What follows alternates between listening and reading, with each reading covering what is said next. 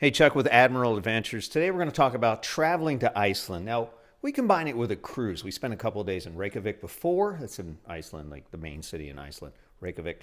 It's hard to pronounce, it really is. I mean, some of those words, the Icelandic words, don't even try it. And they will know you're American, and almost everyone speaks English, so you don't have to worry about the language barrier whatsoever. They're very, very kind, very cool over there, so no problems whatsoever. But let's talk about first packing for Iceland. Now, we went to an REI store in Orlando when we used to live in Florida. And we said, we're going to Iceland, what do we need? And they sold us this like over $1,200 in clothes. They say, you're going to need hiking pants. You're going to need wool socks. You're going to need these really expensive boots. But I didn't need any of it. You know what I needed? I mean, I like my hiking pants. I do actually wear those. I will never wear these wool socks ever. I mean, they're hot. And they wick water away. But chances are, if you're an average person, you're going there, you're, I don't know, 50, 60, 70 years old, whatever, and you're not hiking or camping throughout Iceland, you're not going to need any of that stuff. So forget about the REI guys. You're kind of misled. And they say cotton is rotten. That's their big thing up there. But again, if you're not hiking, you're not spending time in the wilderness, jeans are fine. You don't want these to get wet. That's why they say, because they soak up water and they retain water, where hiking pants can kind of repel water and they dry a little quicker. But you're not really going to be wading through lakes or waterfalls in most cases. You're just going to be on the tourist path, and they're completely safe, and most of them are paved, and it's really a nice, easy adventure. So you don't need all that stuff. Your normal clothes are fine. Now, we're talking about summer in Iceland, okay? We're talking between June and probably September. September starts to get a little cold. It starts to get dark most of the day. And June, which is really interesting, the summer solstice, it is light 24 hours a day. You walk outside your hotel, it is almost bright sunlight. The sun's kind of hovering right above the horizon. It's the coolest thing I've ever seen. It's really neat. So it doesn't get dark there. So know that you might want to wear something over your eyes if you have the tendency to need to sleep in a very dark place. But as far as packing goes, a raincoat, because it rains a lot. This is actually fleece lined. It can get into the 50s on there because it's kind of chilly. The most important thing is layers. So you have your fleece lined raincoat. That's a great idea. And you can take that off whenever you don't need it, because during the day it can get as hot as 70. And I wore a hoodie the whole time, a hoodie underneath. And I actually, some of the days when we were in Reykjavik, it got up to 70 degrees, I actually took my hoodie off and had a t-shirt. So layers are the important thing. You don't need to buy any expensive hiking boots. Wear your sneakers, your jeans, your t-shirts, a hoodie, bring a raincoat. You don't need earmuffs. I did wear gloves one day when we went out to a waterfall, and that was kind of nice. So you may want to bring some gloves with you. You don't have to put your hands in your pocket if you want to keep your hands free to be able to take pictures or things like that. But let's jump in. We'll talk about some of the highlights that we saw in Iceland in our NCL Prima cruise around Iceland, and actually went to Norway and ended up in Southampton, England. All right, so let's get into it. This is Norwegian Prima. It's a beautiful ship. It's fairly new, and it's quite accommodating. And it's going to take you to see beautiful places like this, all throughout Northern Europe and all the way up to the Arctic Circle. And on Prima, if you're in the Haven area, which is their suites only area, you could try things like this. I don't like kale. I was just kidding. I picked it up immediately after that, but I thought it was kind of funny. So we started out in Reykjavik. This is where you're going to come in. And you can do this cruise two ways. You can leave from Southampton, which is outside of London, and go to Reykjavik, or you can go from Reykjavik back down to Southampton. You can do the loop if you want to, but then you have to pay for two cruises. So you start out in Reykjavik, and Reykjavik, Iceland, is an amazing city. It's kind of like the gateway to Europe. It's technically in North America, but everything's European there. And I thought that was really cool to get a slice of Europe without really making the trek to go to Europe. It's like a beginner's guide to Europe. You know what I mean? It's going to ease you into Europe. So you're going to get some grumpy drivers probably, because the airport, the Reykjavik airport, the international airport, is quite a distance from Reykjavik City. It's probably about 40 minutes outside. Once you get in there, you'll see the beauty and majestic area that everybody in the world talks about of Reykjavik. This is the Reykjavik edition. It's actually part of the Bonvoy chain of hotels. So if you do the Marriott thing, if you have points, it's pretty pricey. I'm not going to lie. I think we were here for 3 or 4 nights, and it was upwards of $2,000. But it is a beautiful hotel. The location is perfect. It's right next to the harbor, so there's a lot to do down there. And the water, they say, drink it right out of the sink. You don't need to buy bottled water because it is the cleanest water in the world, and it is very refreshing. And I was impressed. The taste, I mean, you could tell the taste. They say water doesn't really have a taste, but it does. It does have a rooftop bar and restaurant area, which is really nice, and it overlooks most of Reykjavik, so that is pretty cool. Here is the view of the harbor. It's beautiful. Again, this is in summertime. In the wintertime, it's going to be probably a little more cloudy and dark, and I don't know what you can see here, so keep that in mind. Summer is when most people come here. Here's the Harpa Music Hall, kind of right behind the Edition Hotel. And this is a beautiful music hall where they have concerts and all kinds of educational things. There was nothing going on that day, but definitely see a show if you're in town for one. I hear it's amazing. And again, this is the harbor area, and there's lots of cute little stores and restaurants and cafes. Not the cafes we're talking about in Amsterdam that we'll talk about later in the video. These are actually, they serve coffee here, so there is a difference. We'll talk about that later in the video. But they open up a little bit later. I think this was pretty early in the morning or late in the evening. I can't remember when that was. Look at the walk signs. That's pretty cool, right? So walking, you can get to the city center where all the fun stuff happens just by a short little walk through this park. So we're literally a couple hundred feet from our hotel. We cross this big street here, and you'll see there's a lot of civilization. You have your Hard Rock. They have electronic stores and everything you could possibly think of in a big city. And here's the famous Reykjavik water closet, which has been out of order, I understand, from the locals have told me for quite a while, but it still smells like an outhouse. You used to be able to put a euro or two in here, and now all the homeless people kind of gravitated to it, and I think they've shut it down. But you may have seen the pictures of this. This was pretty famous. It's, I guess, one of the last ones in the town. If you do get some munchies or you want to grab something to drink, a bottle of water, about $2.50. If you look on Reddit, where everyone in the world is cheap, they're going to say, don't buy bottled water, it's so expensive. No, it's $2.50 American, $2.99 ISK. They're big on Capri Sun over there. So it's like a 7-Eleven. They're 10-11 stores, and they're not badly priced at all. I mean, it's a convenience store, so if you're used to that, it is what it is. So you're walking through the town. Now, don't just look for the main streets here, which I can't pronounce, but there's a lot of side streets with a lot of adorable little restaurants, big on fish and seafood, so hopefully you like that, but they do import just about everything. And the prices are about the same as any metropolitan city. Think Atlanta, LA, New York. You're going to pay about the same prices for meals in Reykjavik as you would. I love this name. We had to go in there and check that out. We actually got a beer. And this is yeah, you can help me pronounce that. And that's the Rainbow Street everybody talks about. And it leads up to the big church on top of the hill. We found this place to look cute. Guy was hanging out on the sidewalk. And we went, hey, what's going on here? And they looked like they had a pretty good menu. And we had some people who don't do seafood, so they had some nice alternatives here. And pretty fairly priced, too. We sat outside there. It was, I think it was late in the afternoon. It was kind of nice outside. I ended up taking my jacket off in June. So it's pretty cool. I got some kind of fish dish, and it was pretty yummy. Now it's about 10 o'clock at night, a little bit after 10 in the evening. You can see it's broad daylight out here, because in June it doesn't get dark. It's so far north near the Arctic Circle that the sun does not set. And this is pretty close to the summer solstice, so the sun won't start to set probably till September. And 10 o'clock, broad daylight, these people are partying with a rock band in here. I mean, it's kind of cool. Here's Hallgrimskirkja. This is the giant Lutheran church on top of the hill. And you can see it's 53 degrees outside when we check this out. And this is Leif Erikson. And you can go visit this thing. He's got a big tower in front too. You can go all the way up to the top of this. And a lot of people did not know you can go in this church. You can visit the church area for free, and it's beautiful. It's grandiose. It's amazing.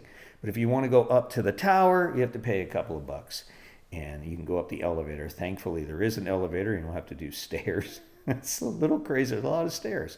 And it offers a stunning view of Reykjavik and the entire town from all four sides.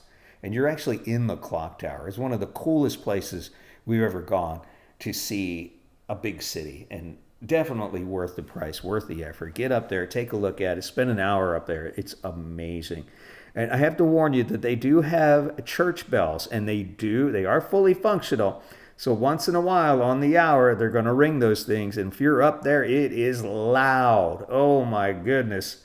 Yeah, we got caught by surprise. We happened to be up there at the wrong time, and I think my ears are still ringing from that nearly a few months later. So, and look at the views, unbelievable views. So bring your camera, get up there and check out the top of this beautiful church during opening hours. You can look up online and get your tickets there too. Now, Sky Lagoon. A lot of people talk about Blue Lagoon, but there is a place called Sky Lagoon. It's a little bit newer and it's man-made. Blue Lagoon has been affected by volcanic activities. There's actually lava in the parking lot, so they close it once in a while. And I'm kind of scared because that's actually on top of an active volcano. I mean, the whole Iceland area is, but this is man-made. It's a little safer, a little cleaner, and a little nicer. People tend to appreciate this place a little bit more than like Blue Lagoon. It's kind of a step up. It's a little bit more money. They do have two experiences. The Pure is a shared changing room. The Sky, you get private changing room. It costs a few extra bucks for Sky, but definitely worth it. It's nice. They have hair dryers in there. They've got little bags for your wet clothes or wet bathing suits or whatever, your shirts if you wear water tops or whatever. You can pop that in a bag and take that with you. So that's really thoughtful, some really thoughtful stuff. And there is a restroom inside there as well, I believe. And showers. This is pretty cool. And yeah, it's worth the extra bucks here and get yourself all cleaned up and ready to go. Blue dry, is that a thing? We blow dried our bathing suits before we went out. All right, so then we walk in, you walk down the hallway, I've got your bathing suit on. You can put your belongings or your shoes here if you didn't want to go barefoot. And this is it. This is where you step into an amazing it's heated by geothermal water. So their power bills are like nothing because the geothermal pressure provides all their electricity and all their heat. So this is amazing they can do this. I mean, it's a giant, wait till you see the size of this thing. It's the biggest swimming pool I've ever seen. And this is one of the coolest places I've ever visited in my entire life. Do this. Do Sky Lagoon. You don't have to do the whole 7-step deal, but check this out. Go in here and experience how it's mineral water too. It's just wonderful. It feels really good on your skin. You can do the 7-step experience, and we'll show you that a little bit later in the video, but this is unbelievable. So you walk in here, and everybody's just so chill. There's people from all over the world here who have heard about this place. And not really a secret, but it's not as well known as the Blue Lagoon area, but this is it. This is the one you want to go to. We haven't gone to Blue Lagoon yet because we found this place, and we'll probably never go to Blue Lagoon because this is honestly, again, one of our favorite places in the whole world. And you're just overlooking the water out here when you come out to the end of this thing. I mean, they've done an incredible job with the architecture of this. They feel like they're real rocks. They may be, for all I know. I'm not a geologist. What do I know? But it looks pretty convincing, doesn't it? And they've got some rocks in the water and some benches you can sit around and talk to your friends and just chill out. It's just amazing. It's got this overflow, and you see the big waterway out there. And there's a bar in the middle of the water, in the middle of this pool, where you can get a drink and actually enjoy it in the water. The glassware is plastic, so there's no problem there. The restrooms are located behind the bar, so if you're looking for that, that's where you'll find those. Right behind the bar. And water closets, that's what WC means. Somebody had to tell me that's what it was, but we don't call them that in America. And they're not too badly priced. You charge everything on your little wristband, and these guys thought we were hilarious. Americans, we don't know what we're doing here. and super friendly. And again, everybody speaks fluent English. It's wonderful. You don't have to worry about that language barrier. That was one of my biggest concerns about going up here. Will I be able to communicate with these people and ask for what I want, get what I need? And absolutely. And we can't say that about us because I don't know any Icelandic. So that's kind of unfortunate. Here is the waterway out here, and just spectacular views. Now, it's not the sunniest day. It's about 50 degrees. It actually started to rain. But you know what? You're in this water. It's probably 98 degrees, and it's just so wonderful. The waterfall is heated as well. I thought this was going to be cold, but no, it was heated as well. And this is just amazing. What an experience. And you just chill under this waterfall. It's like a massage coming down on you. I didn't see many people using it, so I had to jump in there. Now here are steps 2, 3, and 4 of the 7-step deal. So the cold plunge is the first thing you're supposed to do. And this is like literally like 30 degrees Fahrenheit. And there's people sitting in here for like hours. I don't know, how do you survive in that? I can't do that.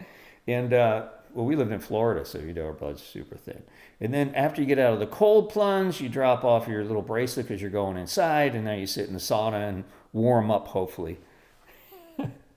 Hopefully you're not frozen to death. And this is pretty cool. They've got some rocks on here, and this is real cool, high humidity. And look at the view of this. Huh?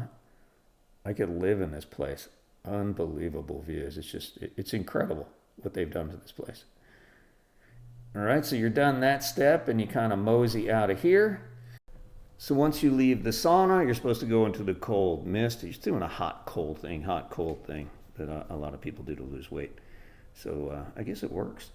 And yeah, that's pretty cold. So we skipped that one and went right to the body scrub, which is the next step. And this is supposedly meant for detoxing, and it's good to exfoliate your skin. It makes it super soft, and I think Felicia really appreciated this. And you just rub this stuff all over your body and just kind of chill for a little bit, and then you wash it off. And did we wear this into the sauna again? I think we did. I think we washed it off. I think we washed it up before we got in there. So you just rub it all over yourself, super exfoliating, super smooth skin for a day or two.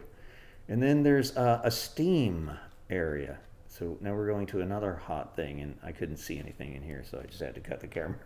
Steam, it's hard to see in steam. So that's nice and relaxing too. And then you come out of here, and then you're going to take a shower off, and then you're going to get back into the lagoon, and you've completed all 7 steps, and you're healthier than you've been in 30 years. Would you agree to that? I would agree with that. Yeah, I'm saying I felt so good. Took a nice little shower. It's my first shower in 30 years, so I feel great. And you just jump back in the lagoon, and you just kind of eyeball these people still in the cold plunge who were in there when we walked in, started our 7 steps. They're still there. How do you do that? And you just chill back in the lagoon. And this is amazing.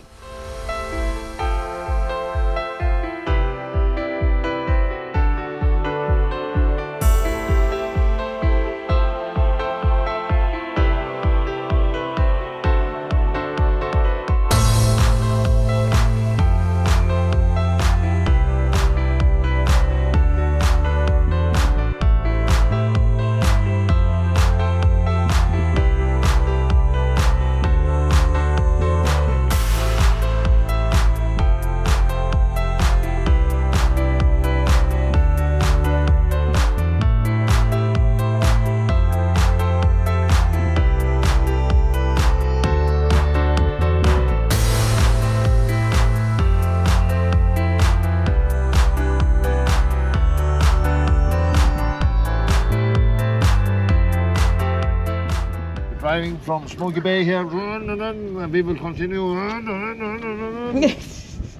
Gacy geothermal area over here, then a little bit further. Go across the waterfall, turn around there. Carry the crater, and then back to the city. And this is why we call it a circle. 90% of the water that comes into the lake comes here filtered through the lava field. So that means also the water in the lake is very clear, pure. Yeah. We are now standing on the North American tectonic plate. When you walk down the canyon, you are walking along a tectonic plate. But here in the national park, it is not so simple that you can have one leg, North America, one in Europe. In fact, it is almost impossible to say exactly that because it is breaking down. The thing about Iceland is it's cold. It is cold. It's June, and then, you know, it's chilly here, but beautiful scenery. Reminds me a little bit of Hawaii. Yeah, a little bit. Yeah, the volcanic activity. Yeah. So let's take a look around.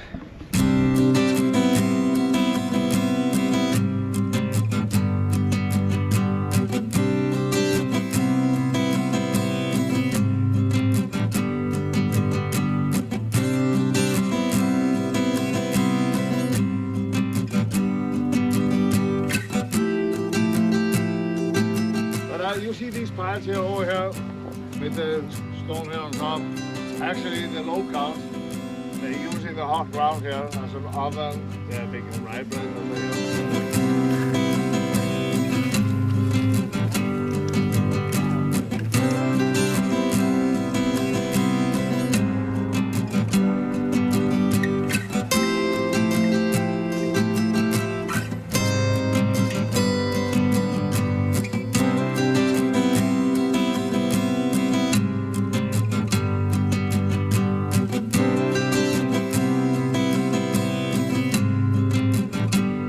Now the next stop is the Godafoss waterfall. It means gold waterfall for some reason. Nobody really knows why.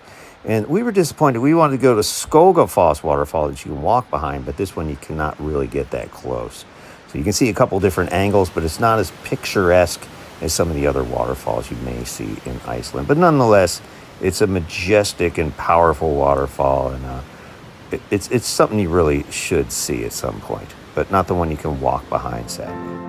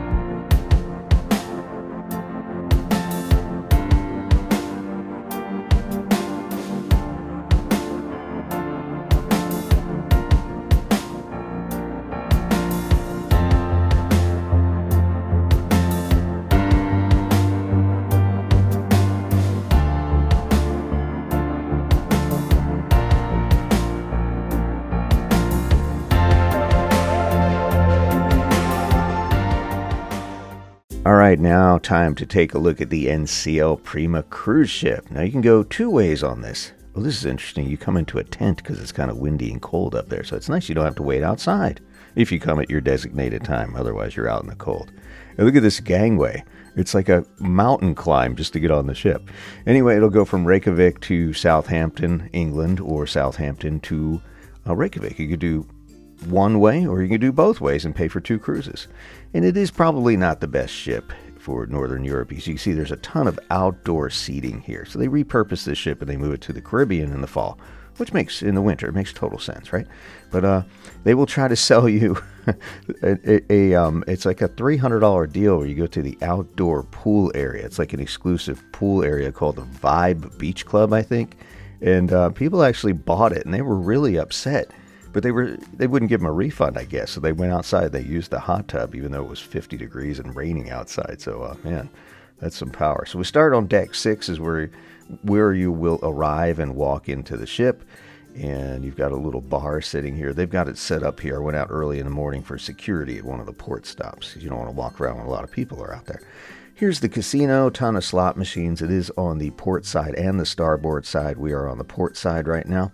You've got some tables over here, and I think the high rollers are on the other side. You can't walk through the starboard side to get to the front of the ship. It's a strange maze design. They want to lock you in there. Back here, you're going to run into their steakhouse, which is called Cagney's. It's part of their specialty dining. You will have to pay separate if you want to eat here, and reservations are required. Bars all over the ship. The Commodore room here is one of the main dining rooms. So what's nice about the dining rooms here for the main dining rooms is they're situated at the front of the ship. So you have a really nice view. And I think it is the front of the ship. Nice view anyway, regardless of the ocean. So there's something to look at unlike a lot of other dining rooms that we've seen. And here is the starboard side. Much more tables over here, a little bit less slot machines until you head into the back. I'm not much of a gambler, maybe you are, but we saw a pretty good crowd in here, and they seem to be having a good time. I've heard a few stories of people winning, so that's a good thing. And we'll go through the casino here. We're going to go back to the rest of the 6th floor. And this is really where all the activity starts down here. And there's a big open area where a lot of people congregated, especially on sea days. So we'll show you that in a second as well. Going up to 7. There's 3 floors here in the main area of the ship where people congregate, where a lot of the restaurants are, and the theater, including the Prima Theater. And there's a show called Summer. I'll tell you about that in a second.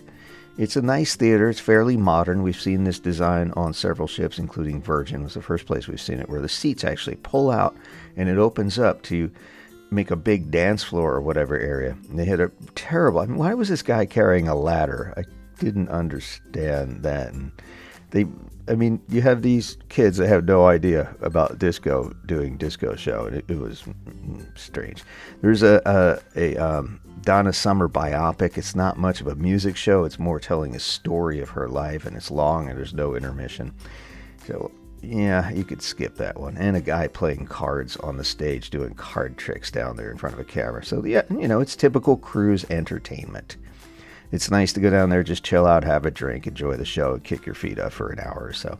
There's a Starbucks. There's actually 2 Starbucks. There's one here on deck 7, and they are not included in your drink package. So you will have to pay for your Ralph Macchiatos, cappuccinos, whatever you're going to get there. There's plenty of other coffee stations that are complimentary and included in your cruise fare, but Starbucks, sadly, is not.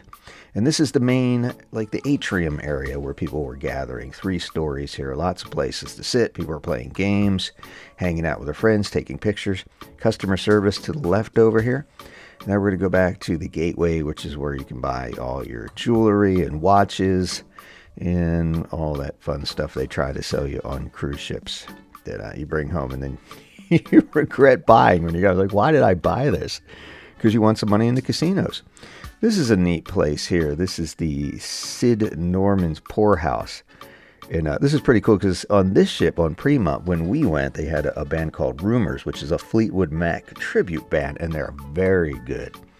Problem is the line is outrageous. It's crazy, and there's not a whole lot of seats in here. Now, Fleetwood Mac, I guess, made a deal where they're not allowed to do the show in an area where there's so many seats.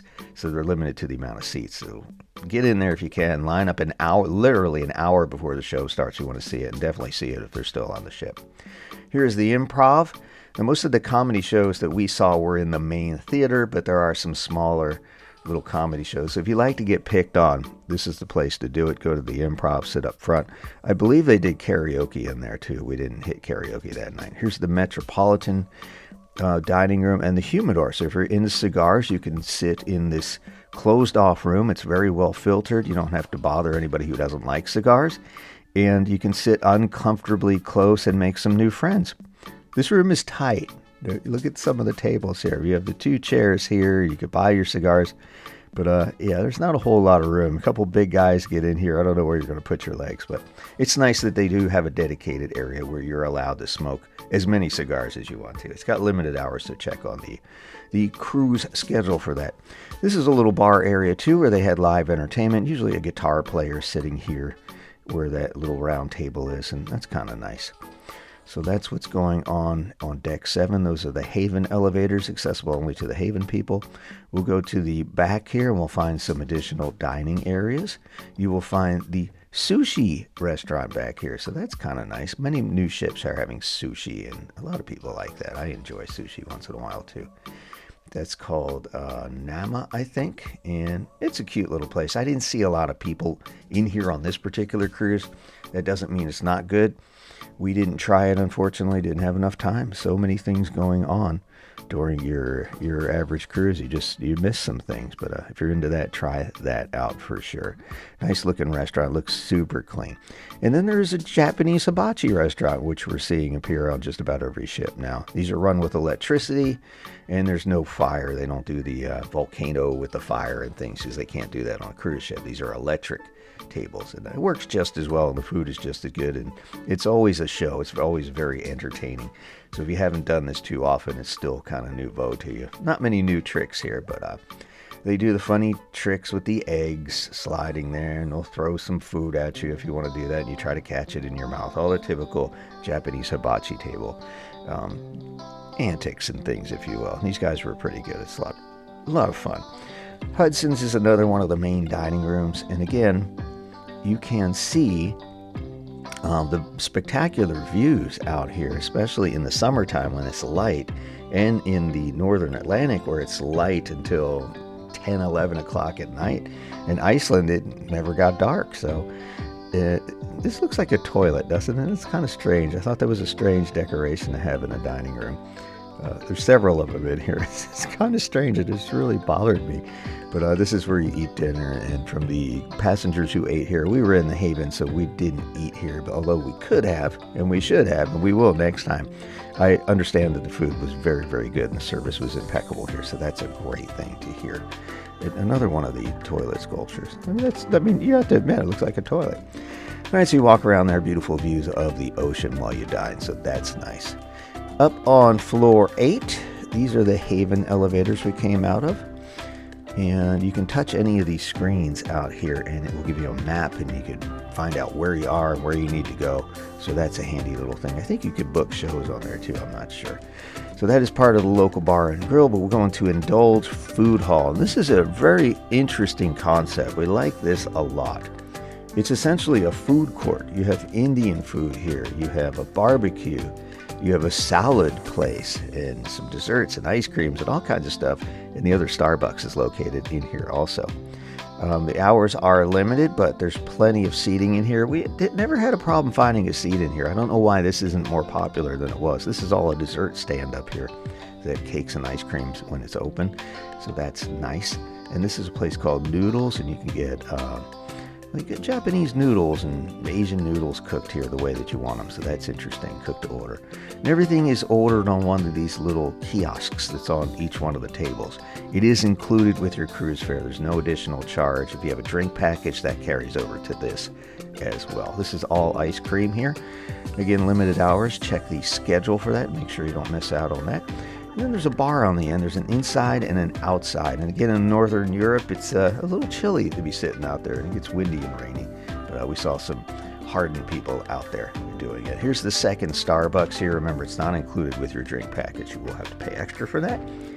And you've got your little barbecue restaurant and a little bit of something for everybody. So when you're done with the main dining room, you just want something different, especially on an 11-day cruise. This is nice. Here's the ordering kiosk. Very simple to do. You can order as much as you want, and they bring it to your table. They know where you are based on the location of the kiosk.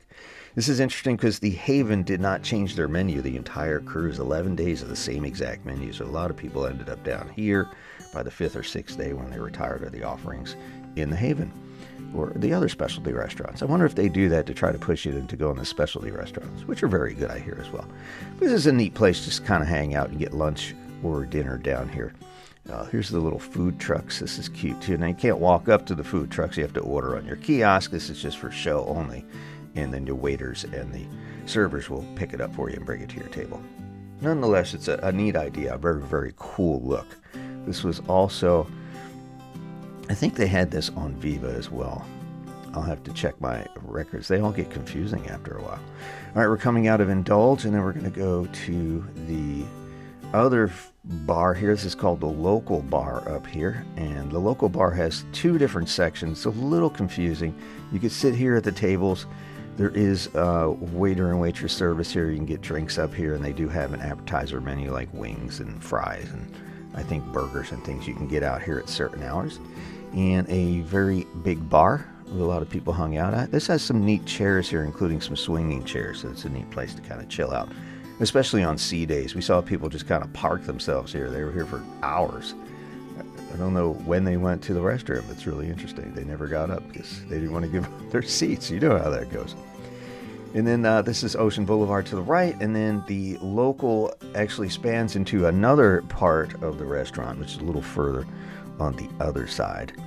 But we'll run through here real quick and we'll come back around. And this is the photo gallery where you can check all the pictures you took and make sure there's nothing in your teeth and your hair was perfectly styled.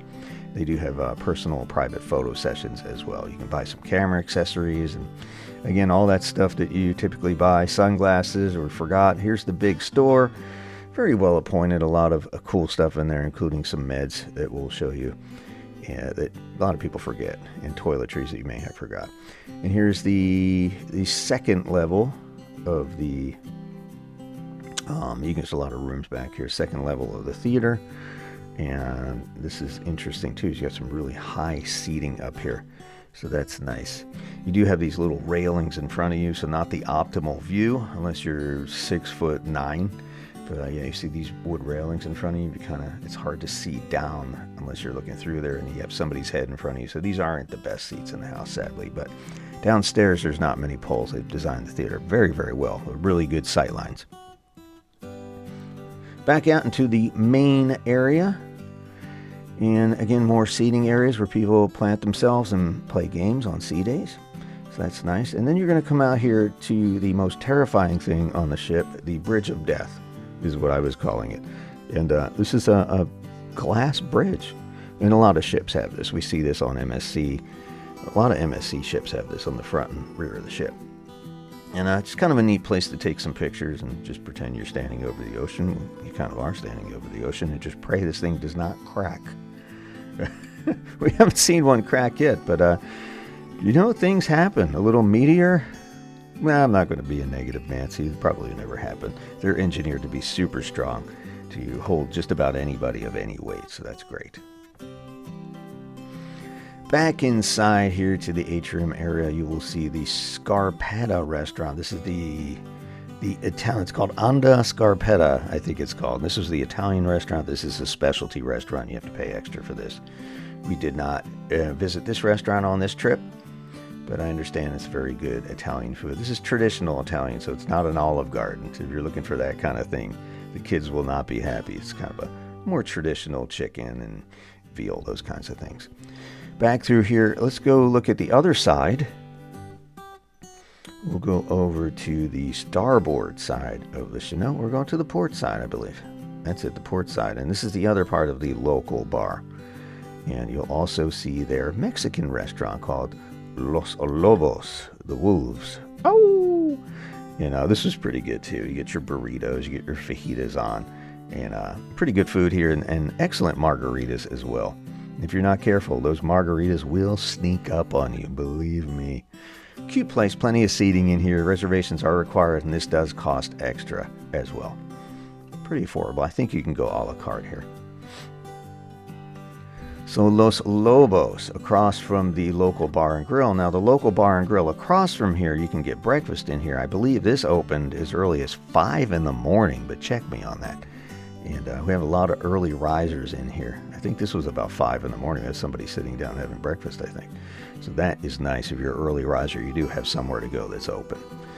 All right, going up, not a whole lot until you get to 12, and you hope you never have to go to 12 unless you have a room here, because this is where the medical center is. And sadly, one of our friends had to take advantage of that option on the cruise that we were on, and she said it was wonderful. She is a medical professional herself, so it's very well equipped. It looked like a mini hospital, so that's nice. They had all the meds, all the modern equipment you could need to do x-rays, ultrasounds, all that stuff. So there's a doctor and a nurse on board, so that's good. So you have some medical care should, God forbid, you need it. It's all there and ready to go. And they did airlift somebody on this cruise too. Someone had a unfortunate incident. Oh, these are the meds and the toiletries available in the store that we showed you. I believe that's on 7. And you can get just about anything you forgot. You get your seasickness medications on. You get your deodorant, toothpaste, all that stuff you may have forgotten, misplaced, lost. Things happen. Benadryl's here. All kinds of stuff. Just about everything you're going to need being away from home, in case you forgot it. Let's go up to 16. Now we start to get into some of the fun parts of the ship, including some of the dining.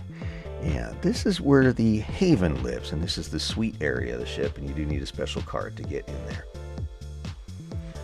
Lots of stuff on the top of the ship here, on the upper decks. And we'll take you, this is the secret door, the back entrance to the Haven that allows you to get into the rest of the ship. Oh, wait, we're going into the Haven. That's right, this is the Haven here. So let's take a look at that. A lot of people ask, what does the suite area look like? And here it is. So this is a seating area where people just come and chill. Never saw a lot of people in here except for the last sea day, I believe. But and this is a place goes nowhere, but you can watch the ocean from here. Some beautiful views. Just a place to go chill out and enjoy a beverage. And the restaurant is over here to the left.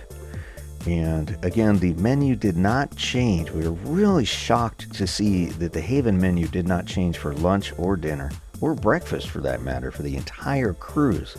Whereas on MSC Yacht Club, it does change, and on Celebrity Retreat, there are some differences there as well. And we'll be doing a retreat versus Haven versus Yacht Club video coming up on this channel. So make sure you hit that subscribe button so you'll know what's going on. Here's the bar area. Very fast service. Never really got super crowded here, so that's nice. The concierge, who will take care of booking all your shows and will handle your billing and your Wi-Fi problems too. They'll even book your spa appointments up here. So very nice service.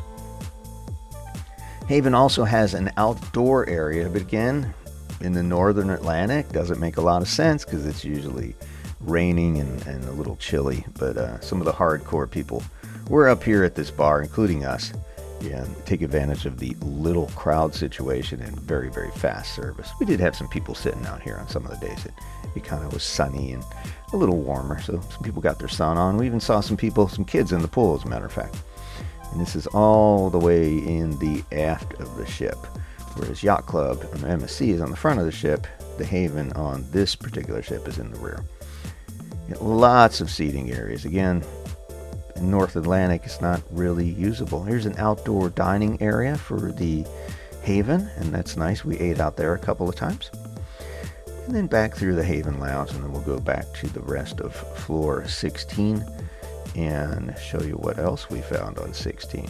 Now, on the other end of this hallway, you can walk up and then go down, but if you want to get to the spa from the Haven, you have to walk through the corridors to the rooms, and then you'll get into the area in the forward of the ship where the spa is. And it's a typical cruise ship spa. A little pricey, but very good services. Just about everything you could want here, including hair and nails, massage. And they do have a thermal spa, which we did have a problem with, and we'll address that in just a moment. So here we're going to peek through. We came through early and somebody yelled at me for going in here. I said, hey, I'm a YouTuber. I just want to show people what it looks like. And I don't know. She was singing or something. I don't know. Or I guess I ruined her groove. There is the thermal spa pool, and we'll come back to that in a moment and show you the rest on the other side here. You have a barber shop. Again, all these are obviously additional fees. You have to pay for these things. You get your hair cut or a shave on, your beard trim if you want to do that. You can probably have your back trimmed if you want to. I don't know. People do that. Here is the beauty salon, which is obviously a lot bigger than the barber shop. Lots of hair stations, and you can get your nails done, and they even do pedicures here on the ship. Nice relaxing pedicure. I haven't tried that, but I think that's on my bucket list. I want to do a pedicure on a cruise ship just for fun. Why not? I might even get my toes painted. Here's a hard-working hustler heading to the gym. Let's follow him down. There's an overview of the thermal spa area. And we have our other rooms here. We have the Medi-Spa treatment rooms where they do all those weird things with heat, and they try to burn fat off you, and skin treatments and those other illustrious things that will make you more beautiful than you've ever been in your entire life. And the Pulse Gym is to the right here, and they do have classes and all kinds of stuff here as we start to get all well lit up. Staff, super friendly, super accommodating on this ship, so props to the staff.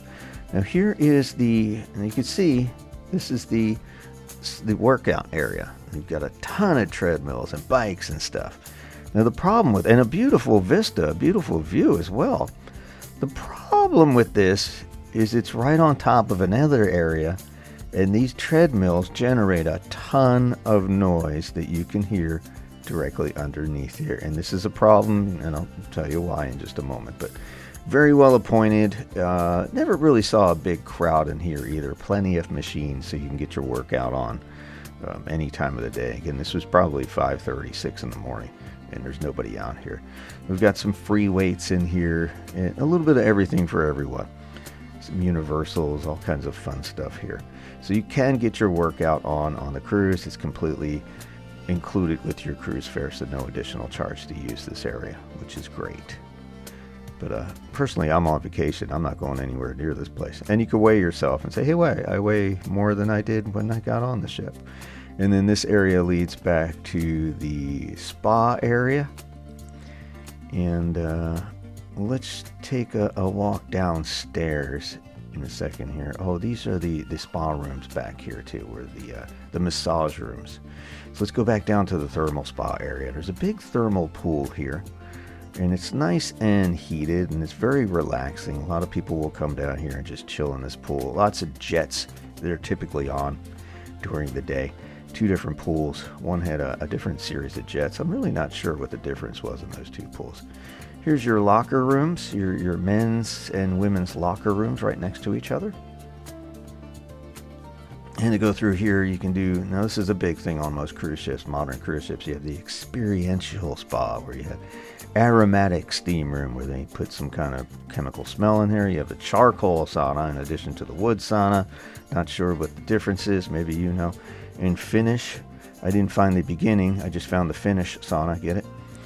And you have the experiential, where they have different colors, I guess, inside here. So they got some LED lights, and you can take a shower and just chill out here with a bath of colors. And not sure what that does, but apparently that is a thing. And you have your salt room. These are kind of cool to chill out in. Kind of takes most of the moisture out of the air if you just want to dry out. And there's supposedly negative ions and some sort of health benefits for that too. And you have your infrared sauna instead of the Finnish sauna. And again, different health benefits apparently for this as well, if you like to sweat. And then you jump in the experiential showers and clean off. And you have the ice room, which wasn't really icy, you know? We see snow rooms in a lot of places. I guess they didn't have ice in here at certain times of the day. But the snow room on MSC is pretty cool. There's literally snow in that room. That's pretty cool. And some thermal chairs out here. Now to the thermal lounge, and this is the problem we were talking about earlier. This is located directly under the gym. And in a second, I'm going to be quiet, and I'm going to let you hear what I heard in this area. And you can determine for yourself if this is something, you have to pay for this. You could buy a thermal spa package, which I think was like $300 some a person. And it's really nice in these colder climates because you want to come down here and warm up your blood and bones. But this is what we heard when we were in this thermal spa.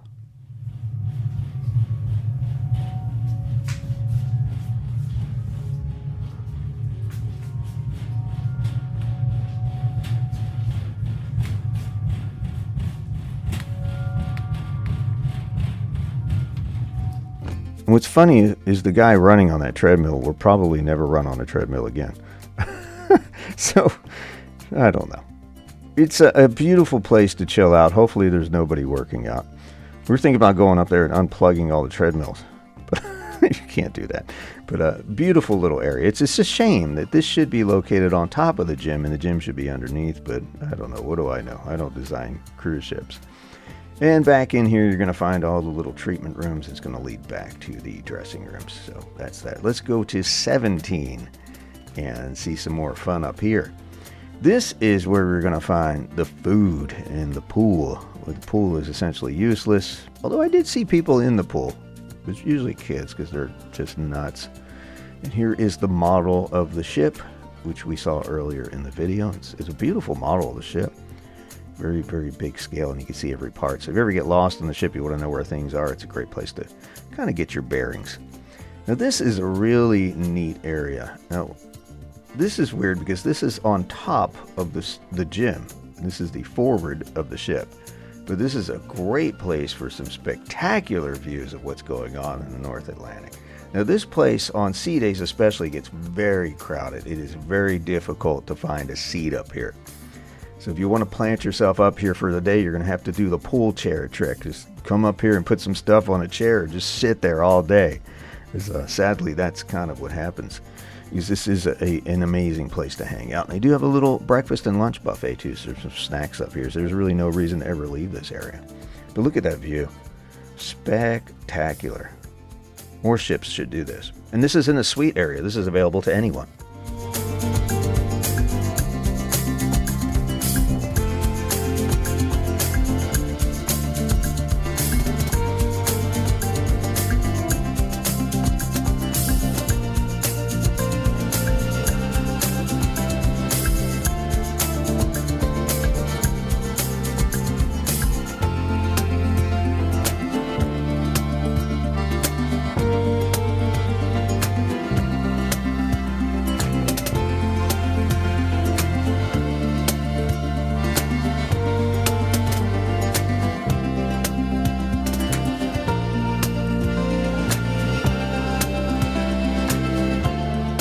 And behind that aerial, you'll find the Galaxy Pavilion, which is where you take your adult friends or your kids and run through this little time thing and go back 100 years in time or in the future or wherever you're going, or different planet or whatnot.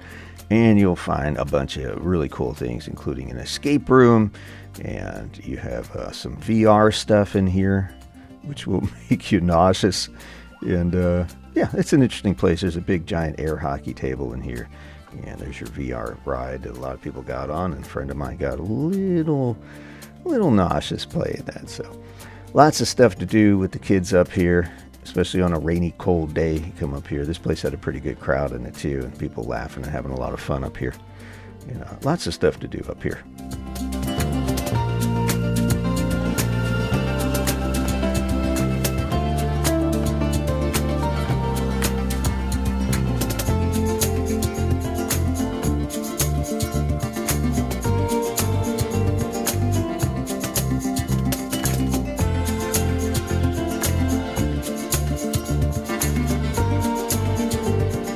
In the water park and the water slide, not really used on these northern European adventures, and more use when they're in the Caribbean during the winter months.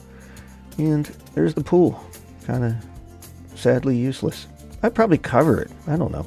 If it were my cruise ship, if I were Mr. Norwegian, probably cover it, make it like a big sitting area. Who knows? Some heat out there, a big fire pit. Oh, you can't do fire on the ocean. I got you. All right, so let's go into the... Don't listen to me. I have terrible ideas. Let's go through the food court here. And this place did very well. The food was outstanding. We ate here a couple times at the buffet. Not enough seats in here. It's only on one side. It's fairly small, but they get the job done. It looks like a lot of seats, but I mean, once everybody starts grooving up here, you run out of seats. But fortunately, they do have spillover. They allow you to take your buffet food into one of the two restaurants on the other side of the ship. So that is cool. And there's plenty of signage there, so you know exactly where to go. But yeah, the food's really good and a lot of options, you know, as they do on typical cruise buffets. I do hate that you have to serve yourself because you never know whose hands are touching things. And I like the old days. I loved during the pandemic where they would serve you. That was kind of nice. And everybody wore masks. You never worry about anybody sneezing on stuff. I don't know. I'm a little funny that way. Maybe you are too. Maybe I just think too much. There's a little bar on the end here. And then around this corner, this is interesting. They have a little burger joint. And it's self-serve burgers. They had hot dogs, some sausages, some other stuff here. They also do breakfast. And this is kind of a serve yourself, eat as much as you want. And this was pretty good too. We had a burger and a hot dog here one night. That was kind of nice. Now there is the Vibe Beach Club, which they do charge you, I think, $300 for that too. And they were actively selling this. And it's outdoors. It's all outdoors with outdoor bars and seating.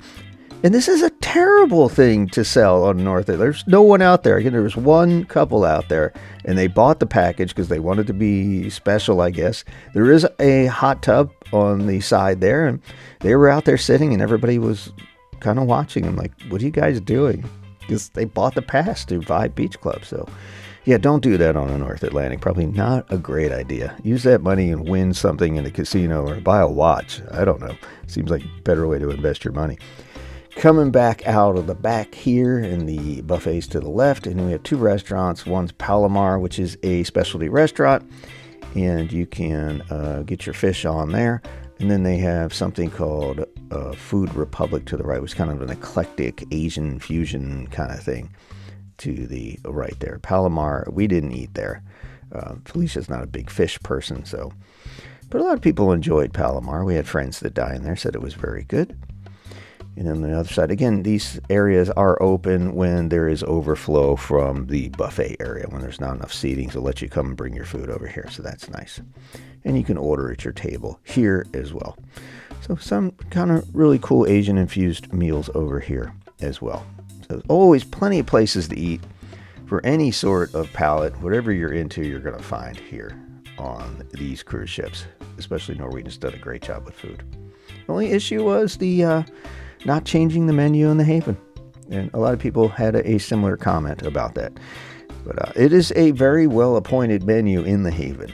But the fact that they don't change it on an 11-day cruise is a little strange. All right, so here's the top again. Sadly useless on a Northern European cruise. But it's there, and if you ever do take the Prima in the Caribbean, you'll be able to use all these places because it'll be nice and warm, and you'll have kids and families run around all over the place up here.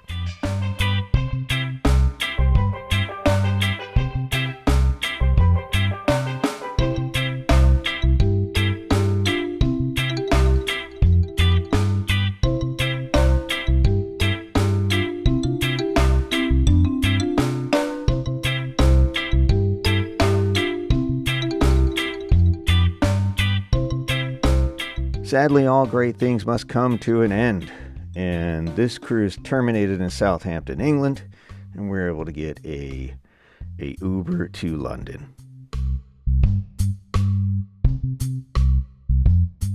Now, one of the benefits of cruising is your hotel is on the water, it floats, and you wake up in a different place every morning, so that is amazing to me. So one of the stops in Iceland was Isafjordur. You're not probably destroying these names, but these are some of the fjords you'll be able to see in different parts of Iceland. And always big, beautiful buses. I mean, they have the most amazing buses on these cruise stops. Plenty of windows, elevated seating on the back, which helps avoid nausea. So that's pretty cool. This is a beautiful little town. They had some excursions that would take you out to see some small waterfalls and the fishing village and whatnot. We decided not to take an excursion. We walked around here. We could see the purple lupines on the hill and the man attending to them. And these were fully in bloom in June. This is a great time to see them. One of the few places you can see them. Here's the other side. This is where our cruise ship is. We walked all the way around here, and there's a beautiful walking path, and you walk through the town. There's a little shopping area in here as well. And this is interesting because it's a fjord beach. There's a black sand, volcanic ash, which is turned into sand. And people write their names and stuff in here. I mean, it's not a traditional beach. You're not going to see anybody sunning on here. But a nice place to just kind of experience a different sort of beach where there actually are rocks and sand and mountains. It's very rare to see mountains on the ocean. So this is pretty cool. It's really majestic. Nice place to just chill out and enjoy some nature and the wonder of this planet we live on. And in Akureyri, Iceland, we took a tour. And because this took you to a really interesting place, the Godafoss waterfalls. We wanted to see some real waterfalls. And this is one of the big 3 waterfalls in Iceland. And you had to take a bus there. There's nowhere to get there. And they do have traffic lights, red lights that are shaped like a heart. So nice place, very good guide. Again, big, beautiful buses. Let's take a look at what we saw on this amazing excursion.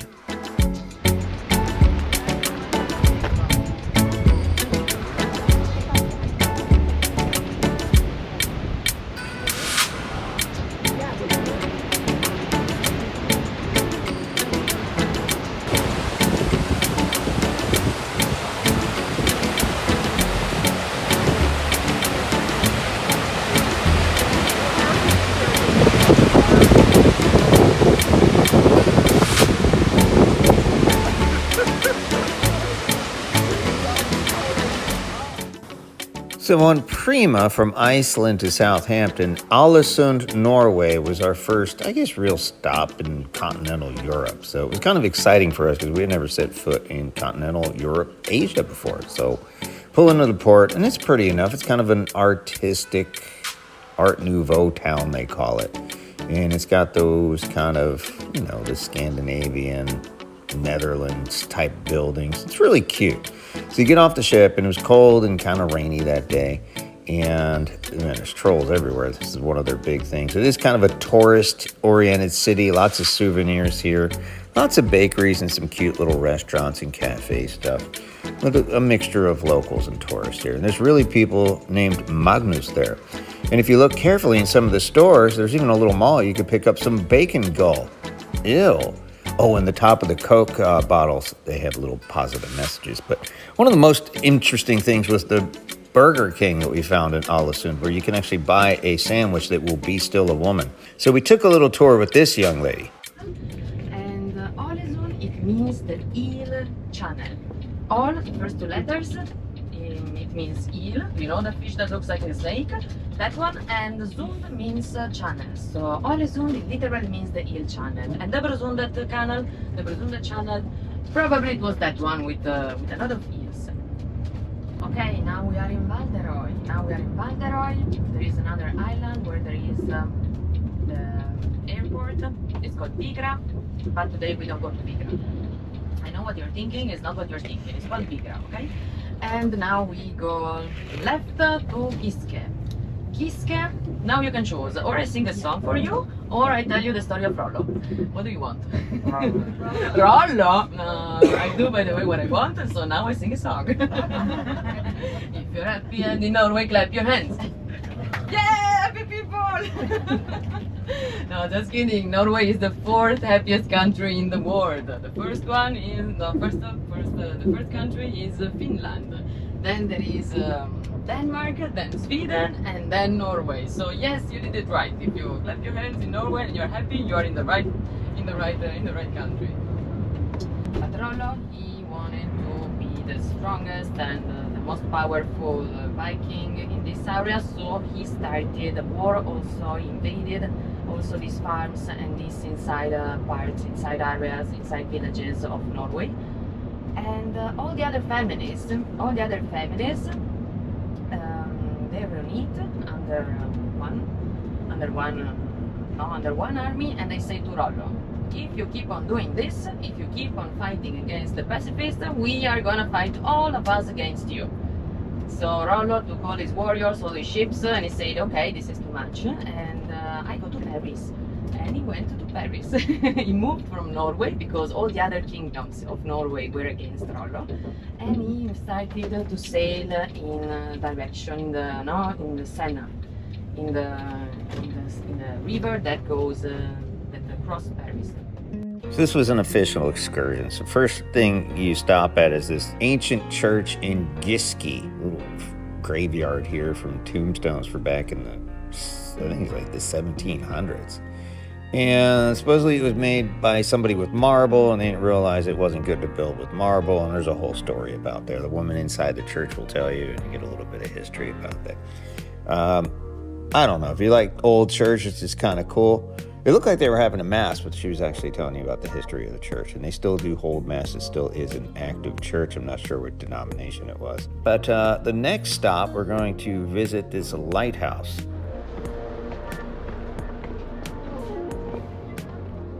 You know, it's a long walk up, a pretty good incline, so you got to be in pretty good shape. And then once you get in the lighthouse, there's no charge to get in, but there are a lot of very steep old steps in this thing, and it's one way. So if people coming down, you got to wait for everybody to come up. It was really a traffic jam mess up here.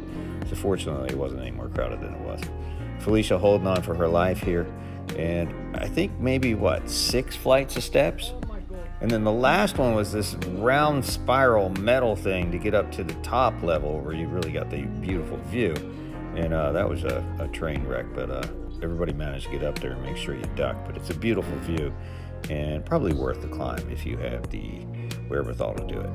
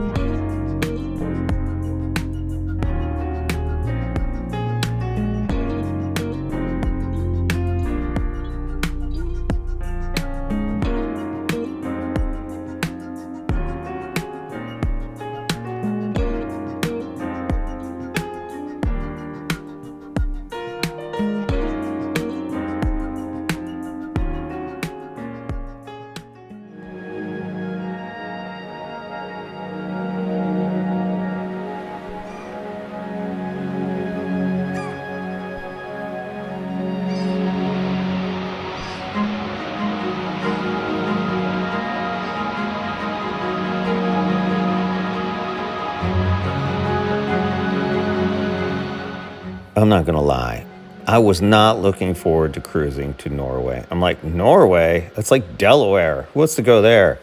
But was I so wrong? Because this is one of the most beautiful places on earth. And this excursion is definitely worthwhile. We knew a couple of people who dropped out because they were scared of the 15 hairpin turns. It's actually like 116, but who's counting? So they corral you in the in the theater and then down this hall. It was terrible. This was like the worst place getting off the ship. It was nasty. Everybody's kind of lined up in there. But I guess this is one of the most popular stops, and now I get why. Good morning. Good morning. The brass. The cruise director. Hello, everybody. Oh my. So what are we doing today? We are doing a, it's called Dalsnivia Mountain and Eagle Road Tour. Dalsnivia We're going to Mountain. take a very winding road to the top of the mountain and get a view down. And I'm going to try my best not to puke. We'll get on the bus and let you know what's going on in Geiranger. Danger. Number 8, yes, thank you so much. This is English speaking, right? English speaking, yes. They need to keep the animals outside. This is a law here in Norway. That's why you can see everywhere goats and sheep and cows. Why they are important in the Geiranger region. So yeah, our tour guide, like they all do, they narrate stories, and apparently she hates people with yellow license plates from Amsterdam. Soon we found out why. So yeah, there's a lot of hairpin turns, but let me give you a pro tip. If you sit in the middle of the bus, it doesn't turn as much. There's not much of a turning radius, and you won't get sick. Everybody seemed okay on our bus. This was the first stop, kind of a nice viewpoint of the ship, and a great photo opportunity here. So you kind of pull over on the side of the road. It's very, very busy here. I was surprised to see people biking up this mountain. These people are nuts, man. You got to be in some great shape to make it up these inclines. And there's this very cool waterfall. You've probably seen this on Instagram, where you can actually stand underneath the waterfall. Not really underneath it, but in front of it, and you're going to get wet. And take those pictures that everybody's talking about. And if you position your camera in just the right way, it looks like the water's coming off your head. And it's really not, but you will get a little wet there, so wear a raincoat. And then you can climb up this little incline. There's like a little path here. It's not really little. I think it's about a quarter of a mile. And there's a lot of older people going up this thing. They seem to handle it with ease. And if you treat the rocks like steps and you're very careful, you have no problem getting up here. And is it worth it? You end up on this historical rock thing and some beautiful vistas of the fjord. I like saying that word, fjord. And also your ship off there to the left. So yeah, it's worthwhile.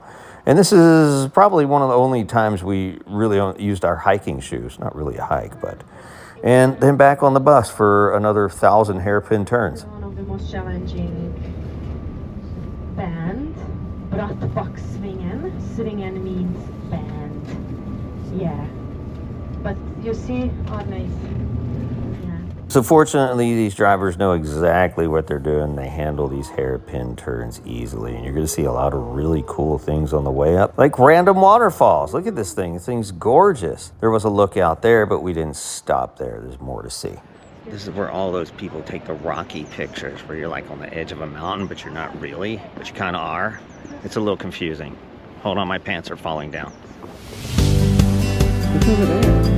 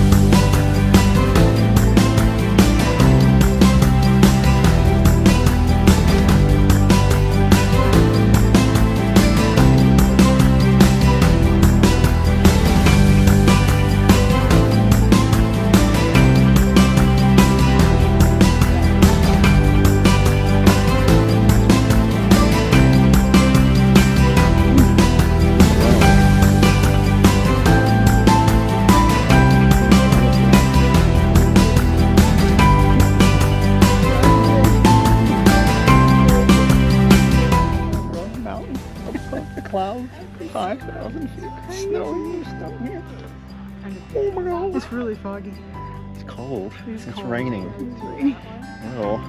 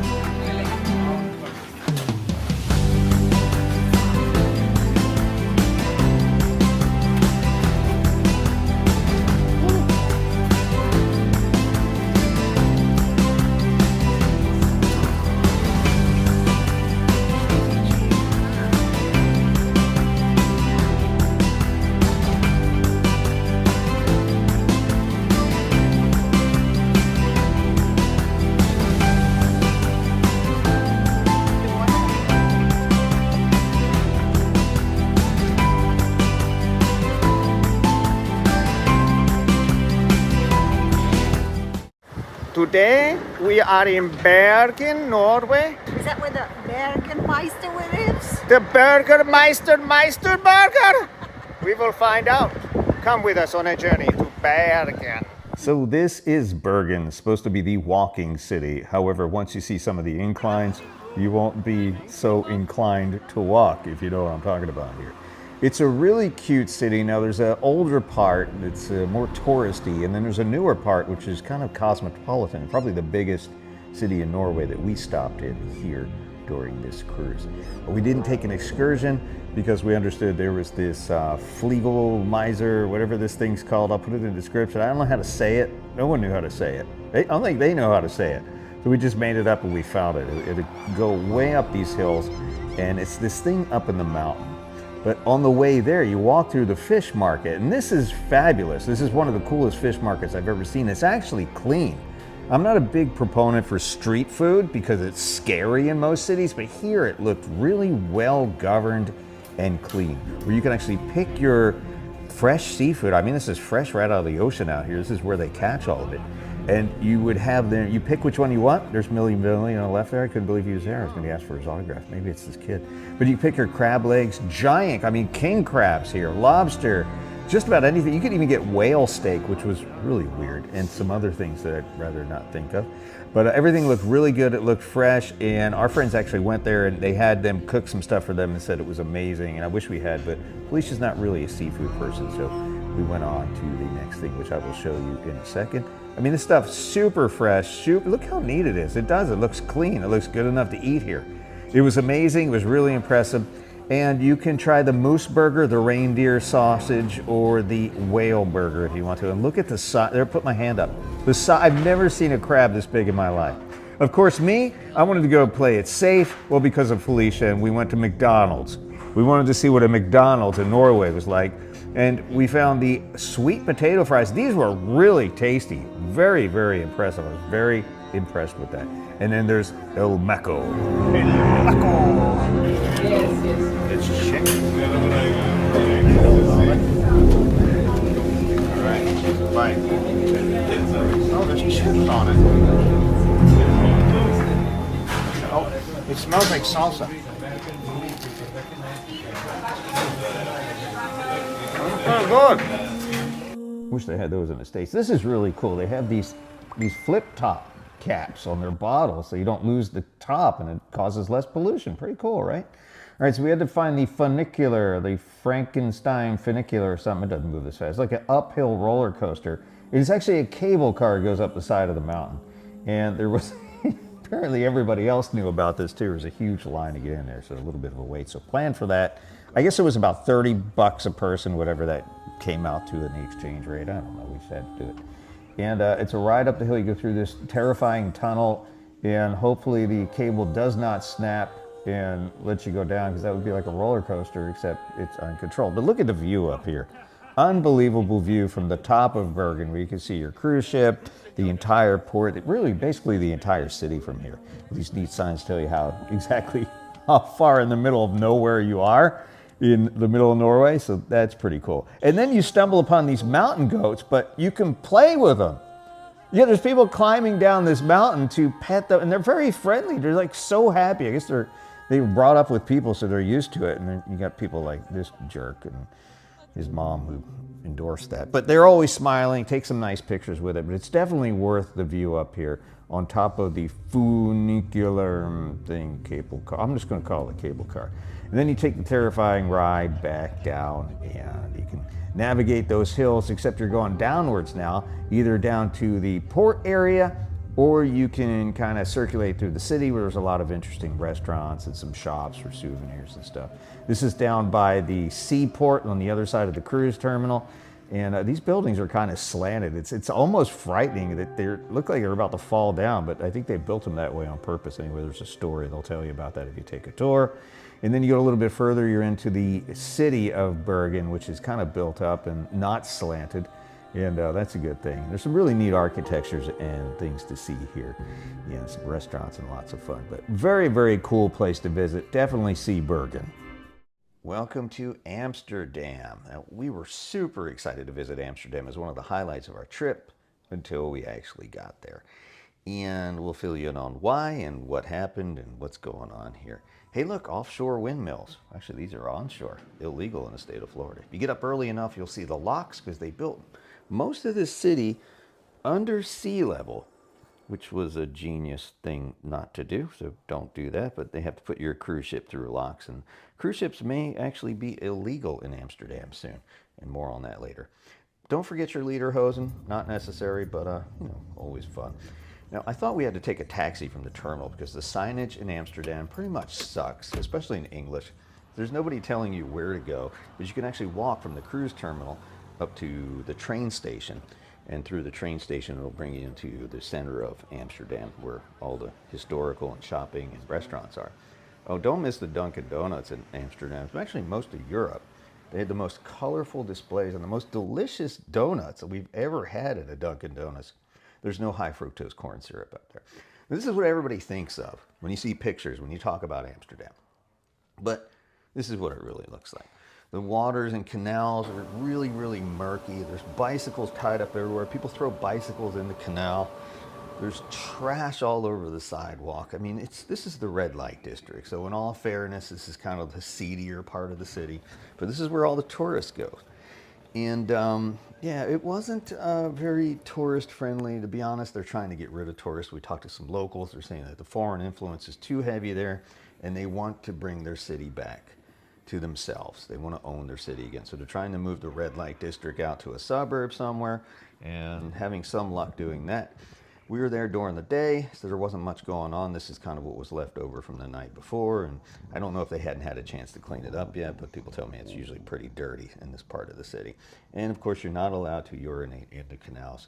The fact that they have to put a sign up there is kind of telling what kind of behavior goes on in this area. So if you can avoid it, I've really tried to avoid it. We tried to walk around it, but we couldn't. There's so many of these little streets and alleyways. Look, pee pads in there. It's just terribly gross. Now, this is pretty early in the morning. Again, they may not have had a chance to clean up from the night before, but who knows. You're not allowed to videotape sex workers. There's a €230 fine, so don't do that. You will get arrested. The public transportation is unbelievably great, as it is in most other parts of Europe. America's like hundreds of years behind them. And you can take a guided tour, which gives you the history of a lot of these buildings, including the Royal Palace, which is a pretty amazing building. This is the train station here, and inside you'll find restaurants, you'll find a shopping area, and probably the most accessible public restrooms. It's really hard to find a restroom in Amsterdam. It's really weird. Even if you're a customer, like, yeah, no restrooms. And they all know how to speak English, but they pretend they don't. And occasionally these are out. You can see some dude sweeping up in the ladies' room. It's kind of awkward, and this thing said it was okay, but it wasn't, and some of them were broken and whatever. For those of you Americans who want some familiarity, there are American restaurants. There's McDonald's, KFC, and all kinds of stuff. And be careful when you walk into these cafes, because cafes aren't really cafes. They are places where you can buy things that are illegal in many other areas. I won't mention the names of what this stuff is, but I think you can surmise what's going on here in just about any form possible. Cakes, candies, gummies, or just the kind of stuff you roll your own. Now, you're not allowed to smoke on the street or in public, but a lot of people were doing it anyway, and there's a strong smell of skunk out there, if you know what I mean. And there's this overpriced duck store where you can buy 15 euro ducks, which is nuts. And this has been seen in a lot of movies here. This is, I call it Pigeon Square, and there's all kinds of wildlife out here. You can get really close to the pigeons. And if you're lucky, Death may be standing out there, and he may point and call you to take a picture, because you never know when your number's up, right? We decided to be European and eat outside at this trendy little cafe just near Madame Tussauds. I don't even know what these people are doing here. Everyone's staring at us, but we're so European right now, aren't we? Yeah, welcome to Amsterdam. So if you have the opportunity to dine on a sidewalk cafe, watch out for rats. All right, the Adam Lookout, which is short for Amsterdam, but they call it a damn lookout. I know, it's funny. Now, a lot of people don't realize these ferries are free. It's really hard to get from one side of the Amstel River to the other, but they have all these free ferries, and there's no signage in English. I don't even think there's any signage in Dutch that tells you that these ferries are free, but people can get on, bicycles get on. They even put scooters on here. People are riding them off, which I don't think you're supposed to do, but people do it anyway. Kind of no rules, but everybody gets along, and they're kind of polite and cordial. Everybody waits for everybody to get off before the other set going to the other side gets on, and these things run continuously through the day, I think into the night. So this is the Lookout. It's a fairly new building. I don't know when it opened. And it's going to cost you, I don't know, about $20 a person to go up to the top. But definitely worth it for incredible, unbeatable views. Oh, and they give you a picture for free, too. You can take this for free and download it digitally. You go up this terrifying elevator ride with a light show in it. Close your eyes if you're epileptic or whatnot. But look at the views. There's an inside observation area, and I think the a little bit higher is outside. And it leads to this restaurant where you can make reservations and have lunch or dinner out here. It wasn't open when we went into it, but a little bit later in the day it is open. So this is the corner here, and there is a full service bar, which wasn't open until about noon. And the outside lookout is insane, and there's a lot of other stuff you can do in this building too. There's some VR stuff, and there's a swing that actually hangs over the edge of the building, which is ridiculous. Here's the VR stuff. This is all extra, it's not included. But this is nuts. If you've got balls of steel, you can swing over the side of this whatever story building. People are nuts. We weren't doing it. And again, incredible views of the city of Amsterdam. Is it worth it? Yeah, we won't go back, but it might be your thing. Admiral Tim here. Let's talk about our trip to Bruges on our Norwegian Prima cruise. It's a beautiful little town, old churches, lots to see, and chocolate, right? You can get there in a day from a cruise ship. It's about $130, and they will give you a picture that says Brussels, but you weren't really in Brussels. So where is Bruges? Give it about 30 to 50 minutes away. Now you can walk there, but it's like 3 hours, and then you'll probably miss the ship. Now you can go to Ghent. They also do have excursions to Ghent, which is it's a little bit longer. And then Brussels, which is they're saying about an hour and a half by car, so 2 hours. And, you don't have enough time in port to do that. And look how close it is to London. That's freaky, right? So you will get on this bus. You'll get herded on these giant buses, and you're not allowed to walk to the cruise port terminal, which is really weird. Some kind of high security. And see how they put Ethel in the back of the bus? I think they tied her wheelchair to the back of the bus, and I felt really sorry for her. But hey, I've got enough on my plate to worry about, okay? So we're here in Bruges, Belgium, Bruges. And the story here is that if you don't have an excursion book, there ain't anything to do here. Like we went to the cruise terminal, and you have to get a transfer to the city. It's in the middle of nowhere. And you asked about a taxi? How much was it? Taxi, he said a private taxi is about 55 euros. So we're gonna head back. We do have an excursion plan, so we're gonna head back to the ship. And you do have to take a bus. Look, we have the whole bus to ourselves. This is our private bus driver. So we appreciate him. And so yeah, you have to take a bus. You have to take a bus from the ship to the terminal. You can't walk. They won't let you walk. You cannot walk. So This is a strange place. very strange. We are in Bruges cruise port again. It's our second chance. We didn't think we could go out, but now we are going to try to go past the barricade. See, somebody told me there was chocolate factory here. Yes? No? Yes. Yes? Yes. So we will go see what we can do. So you once you take the bus to the cruise terminal, just walk past all this stuff. You can book excursions here. I don't know if they're cruise sanctioned excursions, so watch your timing. But these people look real mean. Don't worry about them. They ain't nothing. Just walk right past them out the door where you can grab a cab yourself, or you can tool about in the area of Zeebrugges and find out like we did. There's really nothing to see here. So we got out of the cruise terminal. Now we're going to see. Somebody told us, and this might be bad information, that there is a Willy Wonka chocolate factory here. She said it's in this building. Up. Up? In this building? Yeah. She said it's a brown building. Chocolate factory's over there.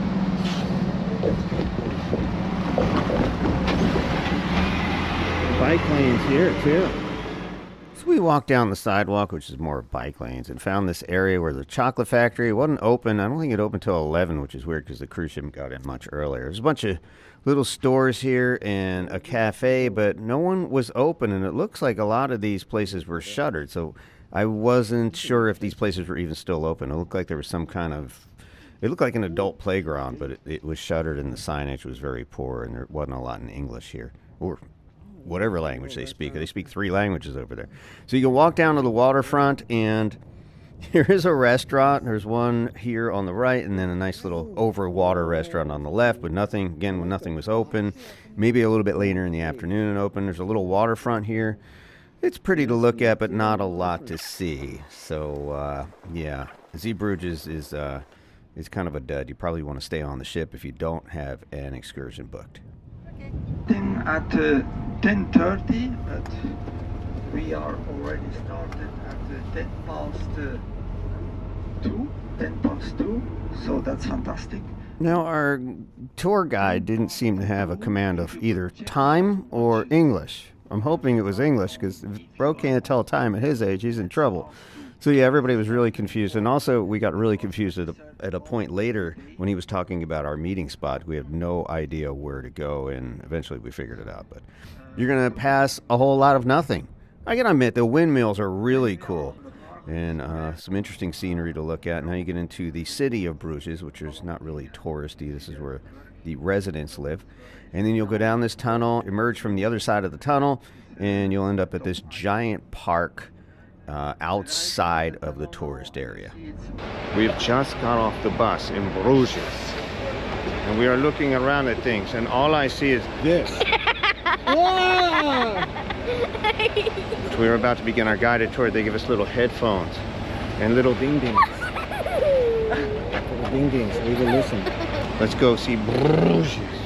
So the consensus was that people who have taken this tour before definitely recommend taking your own cab or getting your own transportation into Bruges, which will take you into the center of the tourist area, the shopping area where all the restaurants are.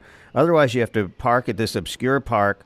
And I mean, it's a nice park if you like parks, and they walk through this thing and they try to, it's a stretch. This is a very ancient building. It was once a ice house. You could put your champagne. No one cares. And then you walk through a couple of canals and you see some churches on the outskirts. But all the good stuff is really much further in, and it is a considerable walk to the tourist area. I don't know how far it is, maybe a half mile or so. Maybe it's not as far as it seemed because it was very, very crowded, because all the buses dump off here, so it gets very congested. It's a pretty area, nice to see, but if you just want to hit it and your time is limited, then you probably want to take a cab or get your own transportation into the center of town. Oh, and this is the obligatory bathroom spot. Now, our tour guide said they only take €1 coins. However, that was incorrect. They did have a credit card machine, and most of them were chip. You could use your credit card or Apple Pay just about anywhere. Everywhere we went in Europe, it was insane. Matter of fact, I never exchanged my American cash, and I didn't have a problem using that for tips, but I never needed to use cash for anything. So that was kind of cool. There are some pretty canals and lots to see here in Bruges.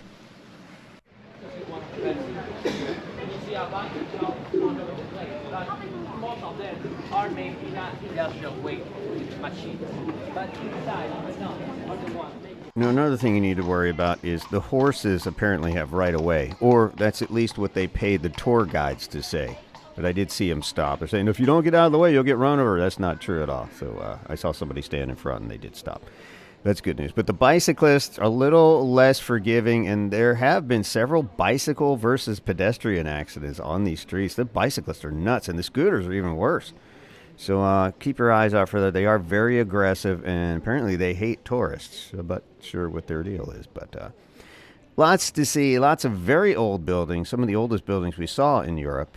Some built as early as the 1600s, so that's neat. And this is weird because you're trying to find your way back to the bus if you lose your group.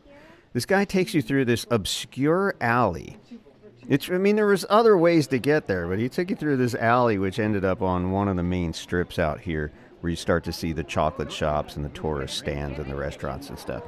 So trying to find your way back was a little squirrely, but if you stay with your group, you're probably in good shape. Again, it's loud and crazy. This is a European town, and you can hear the bicyclists are obnoxious. Someone you do not know. Would that be nice? Then why are we doing it to somebody else? Because I don't want to. Why not want to be nice? You asked me a question, I gave you an answer. The other side here in front was the Church of Our Lady. So tons of ancient churches here. Some you can go in, some you can't. Some have been converted into museums like this one, the Museum Bruges. And this place you have to pay to go in. We didn't have time to do it. Some interesting artifacts inside, including drawings supposedly made by Michelangelo. You have to pay separately and take your own tour in here. So this is something that you may want to put on your itinerary if art is your thing. They also had something called a rebel garden, which was kind of weird. It looked like humps of grass in the courtyard. And, well, heck, I could see that at home.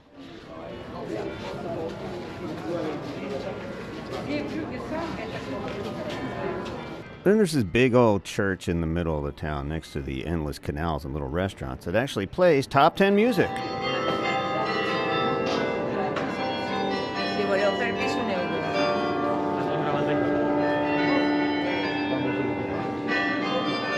And all roads lead to the town square. This is the most exciting place here. It's a typical little European town square. You've got restaurants, you've got chocolate shops, and you've got side streets that have endless opportunities to pick up souvenirs, chocolate, ice cream, and, of course, Belgian waffles. To be honest, I'm not so sure what's so special about Belgian waffles or chocolate, but hey, what do I know about anything? We actually went to an Italian restaurant. We had a kid with us, so we decided to go with the path of least resistance. But very, very well appointed. Lots to see out here. Lots to do. As a matter of fact, there was a wedding outside here. They were actually lined up to do weddings. I think there were 4 or 5 that happened while we were in this area here. And you can get a glimpse of European fashion. That's right. They're doing different things now. I think grooms are wearing chucks, and brides are wearing short white dresses with pink shoes. Maybe it's the Barbie thing. I don't know. But take a look.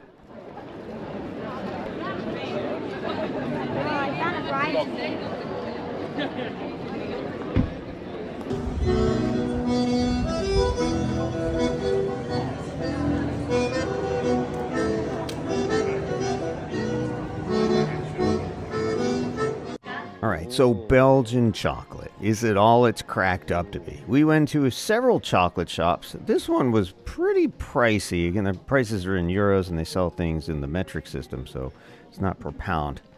It's per kilogram. So, I don't know. We tried some stuff and this one wasn't really floored. I'm not going to mention any names because you need to go through and check this stuff out yourself. I mean, I don't get the whole Belgian chocolate thing. Was it really better? I didn't never really tried Belgian chocolate until this day. And then we stumbled upon this shop, which is better than Hershey's, better than Godiva, better than any chocolate I have ever tasted in my entire life. This is probably better than Wonka, if Wonka was a real thing. It's called Chocolat by Julie. She had the best selection. It was the nicest store, and they spoke fluent English. That's always a plus.